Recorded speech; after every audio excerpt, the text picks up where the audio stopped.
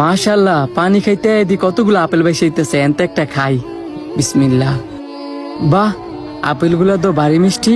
আল্লাহ, এটা আমি কি করতেছি? যেই লোকের আপেল এই লোকের আমি না জিগে খাই লেতেছি। আল্লাহর কাছে আমি কি জবাব দিব? কোনই তো বুঝতেছি না।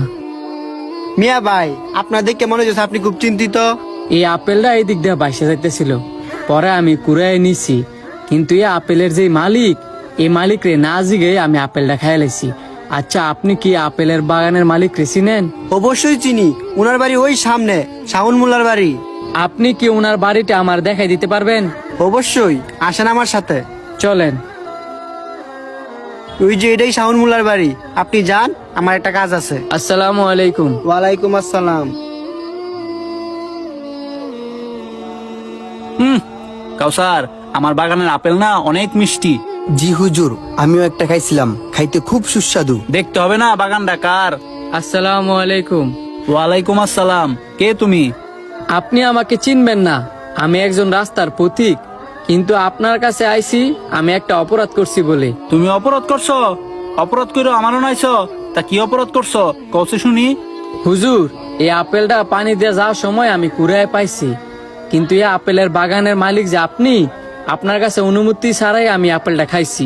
আর এটাই হচ্ছে আমার অপরাধ। এটা অপরাধের কি আছে? আপনি তো হুজুরের বাগানের ফল চুরি করে খান নাই, কুড়িয়ে খাইছেন। এই তুমি চুপ থাকো। অবশ্যই তুমি অপরাধ করছো। আগে পুরোটা আপেল খাও, পরে তোমার বিচার করতেছি। আপনি যা বলবেন আমি তাই করব। আচ্ছা, আমি খাইতেছি। আমি তো মনে মনে তোমার মতো একটা সৎ ছেলে খুঁজতেছিলাম। যাক, অবশেষে তোমারে পাইলাম। হুজুর, আমার খাওয়া শেষ।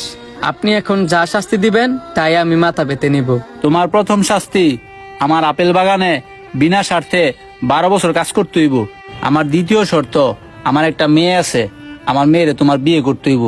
আমার মেয়ে দেখতে সুন্দর না, চোখে দেখে না, কথা বলতে পারে না, ভালো করে হাঁটতেও পারে না।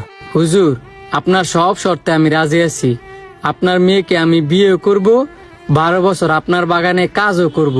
কিন্তু হুজুর, আমার কিন্তু আপনার মাফ করে দিতে হইব। অবশ্যই আমি তোমাকে মাফ করে দিব। আমি যে শর্তগুলা দিছি, আগে সেই শর্তগুলা পূরণ করো। আর আজকে আমি আমার মেয়েকে তোমার সাথে বিয়ে দেব। তুমি নিজেকে প্রস্তুত করো। জি হুজুর। কাউসার, তুমি আমার বেগমের কাছে যাও, গিয়ে আমার মাকে বলো রেডি করে দিতে। আর ওকে তোমার সাথে করে নিয়ে যাও, ওর রুমটারে দেখায় দাও। জি হুজুর, যাচ্ছি। আসসালামু আলাইকুম, আপনি চলেন আমার সাথে। আসসালামু আলাইকুম। ওয়ালাইকুম আসসালাম। আসসালামু আলাইকুম। ওয়ালাইকুম আসসালাম। বাবা, তুমি কি কিছু বলবা?